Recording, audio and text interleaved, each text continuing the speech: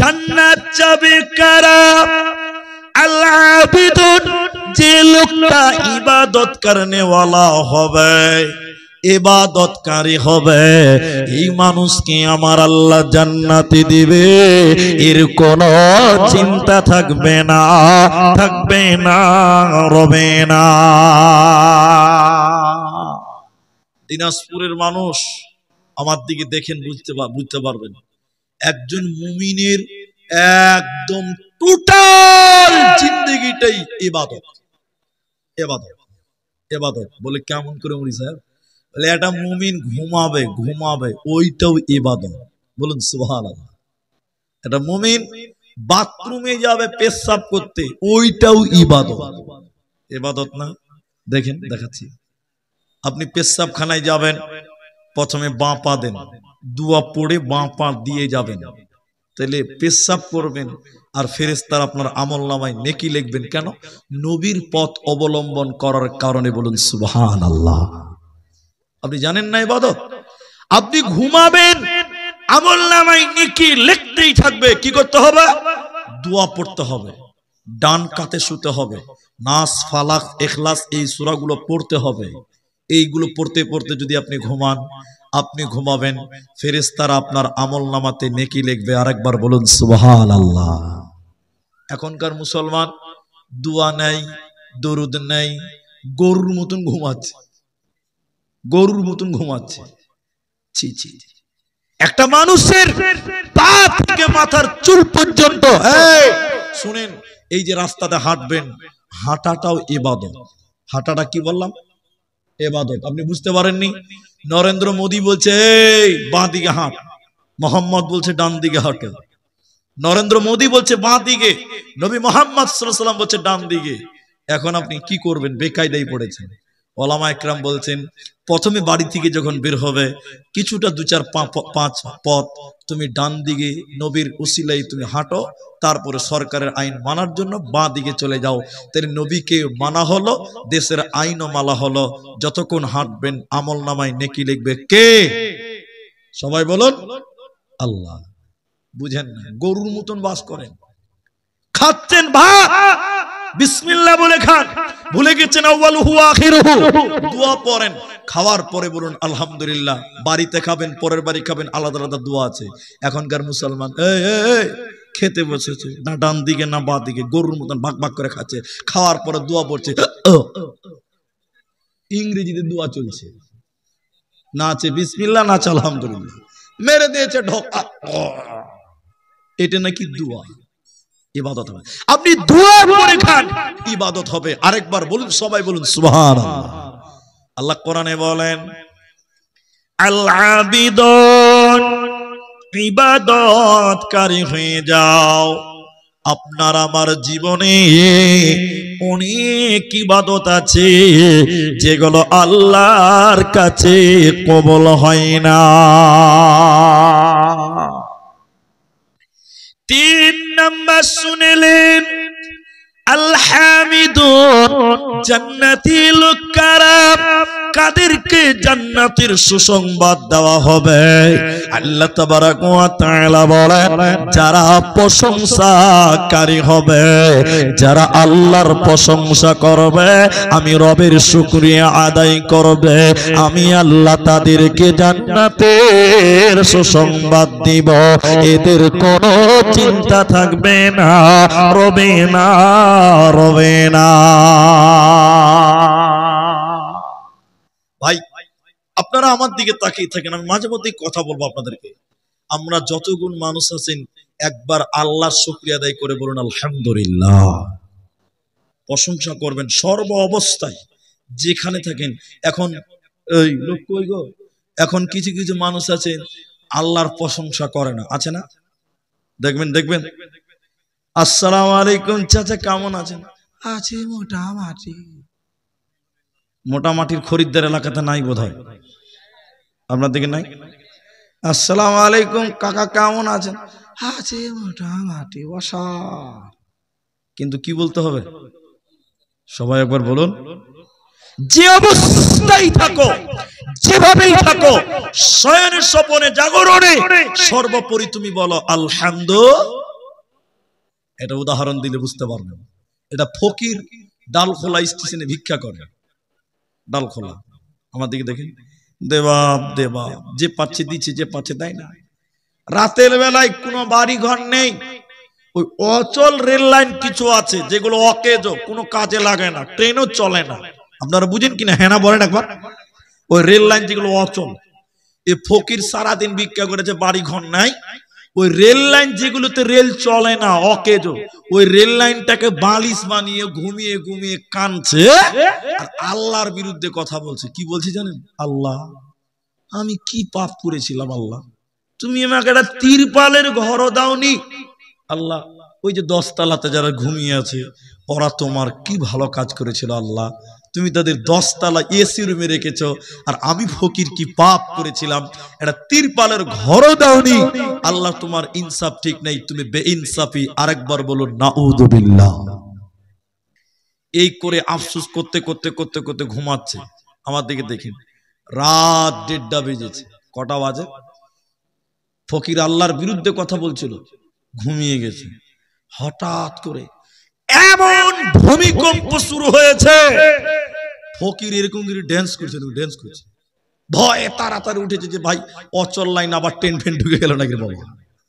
দেখছে না, কোনো ট্রেন ঢুকেনি, আল্লাহ গোটা পৃথিবীকে ঘুকিয়ে দিয়েছে, ভূমিকম্প হচ্ছে। ভূমিকম্প হচ্ছে তো হচ্ছে, ফকির দেখছে 10 তলা বিল্ডিং গুলো ভূমিকম্পর কারণে ভুজভুজ করে মাটির তলে ঢুকছে। ভূমিকম্প হলে ঢুকবে কি ঢুকবে না? জোরে বলো। যেই 10 তলা বিল্ডিং গুলো মাটির তলে ঢুকছে, ফকির চারিদিকে তাকিয়ে রেল লাইনে আল্লাহকে সাজদা দিয়ে বলছি, আল্লাহ তুমি আমাকে রেল লাইনে রেখেছো, তোমার হাজার শুকরিয়া। আজকে যদি 10 তলায় থাকতাম, বিনা জানাজা বিনা গোসলে দাফন হয়ে যেত, আজকে আমার লাশও কেউ পেত না।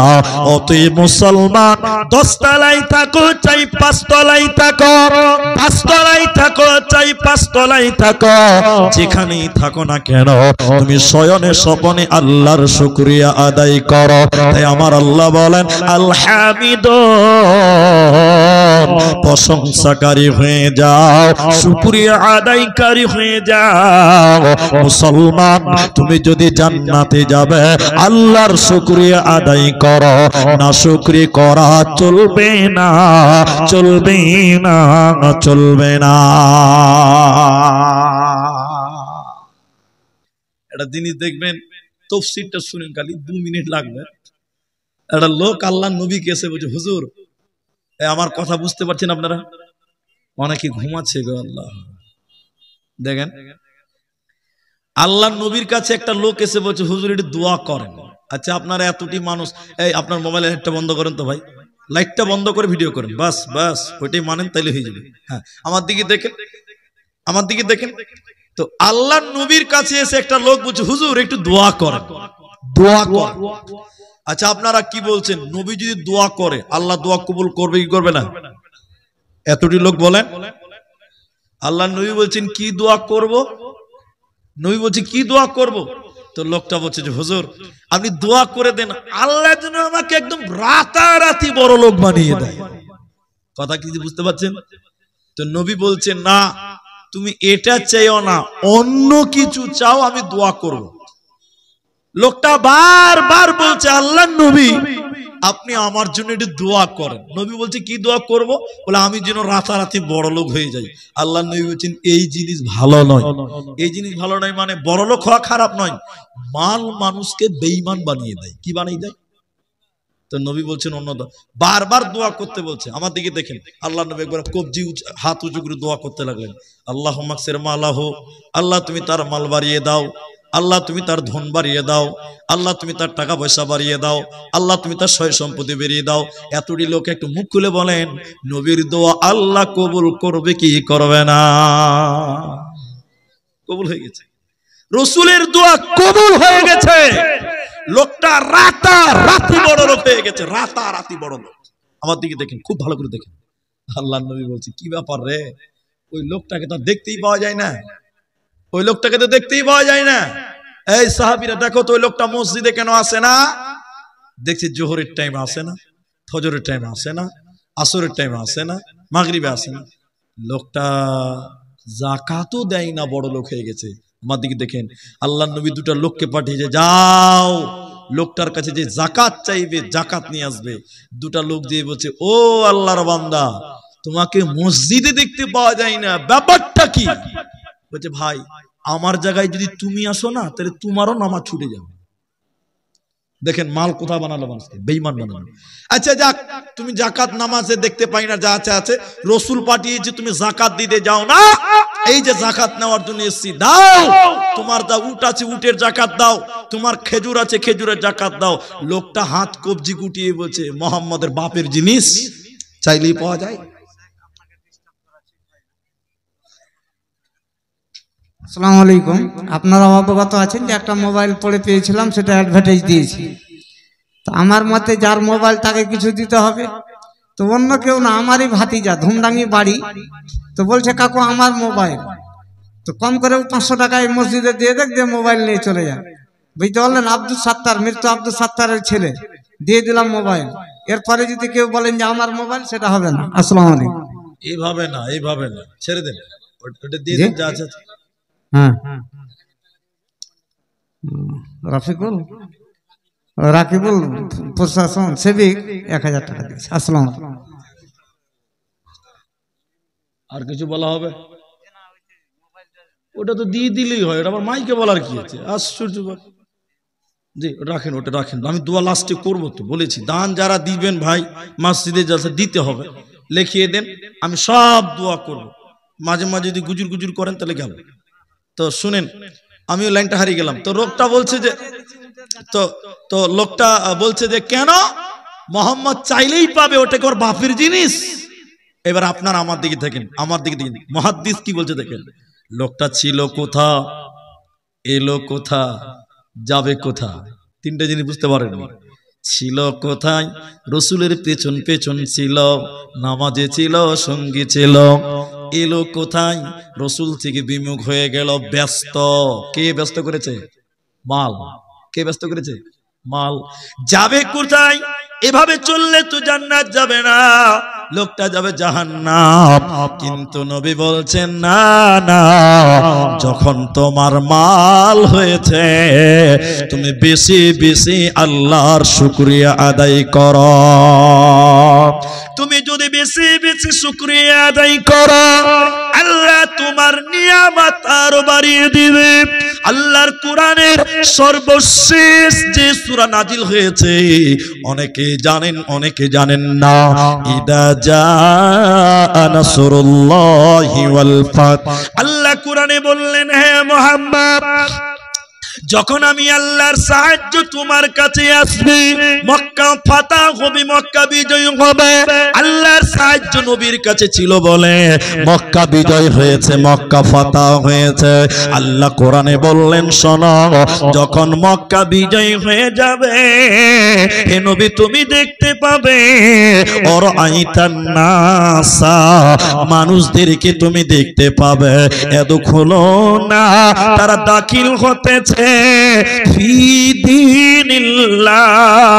আল্লাহর দিনে, তারা দলে দলে দাখিল হচ্ছে। যেদিন মক্কা বিজয় হয়ে যায়, মক্কার চতুর্দিক থেকে লোকেরা দলে দলে মদিনা মুনাওয়ারা মক্কায় এসে তারা ইসলাম গ্রহণ করছিল। তাফসীরের ভিতরে ইমান থেকে 700 মানুষ, কেউ আজান দিতে দিতে, কেউ তাকবীর দিতে দিতে মক্কায় এলো। নবীজির হাতে কালেমা পড়ে তারা ঈমান আনলো। এই দৃশ্যটা যখন সাহাবীরা দেখলো, অনেক সাহাবী বলেছিল, আমরা কামিয়াব, আমরা সফল, আমরা সাকসেস, আমরা কামিয়াব, আমরা কামিয়াব হয়েছি।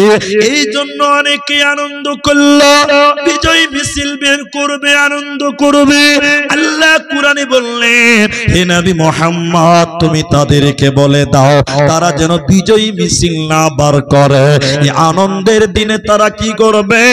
ফাসাব্বিহ বিহামদি, তারা যেন বিজয়ের আনন্দে আল্লাহর তাসবিহ করে, আল্লাহর প্রশংসা করে ওয়াস্তাগফিরহু, তারা যেন রবের কাছে ক্ষমা চায়। ওতে মুসলমান, সুখের দিনে তুমি আলহামদুলিল্লাহ বলো, আল্লাহ তোমার নিয়ামত বানিয়ে দেবে। তাহলে জান্নাতের সংবাদ পাবে কারা? আল হামিদুন, যারা প্রশংসাকারী হবে। সকলে একবার জোরে বলুন আলহামদুলিল্লাহ। সব সময় আল্লাহর প্রশংসা করবেন। আরে আপনি বিপদে আছেন, বিপদ দেওয়ার মালিক কে? বিপদ উদ্ধার করবে কে? আল্লাহ। তাহলে আল্লাহ কখনো বিপদ দিয়ে মুসিবতে ফেলে পরীক্ষা করতে পারে না? আল্লাহ কোরআনে কি বলছেন? আল্লাহ বলছেন খোদা দিয়ে ভয়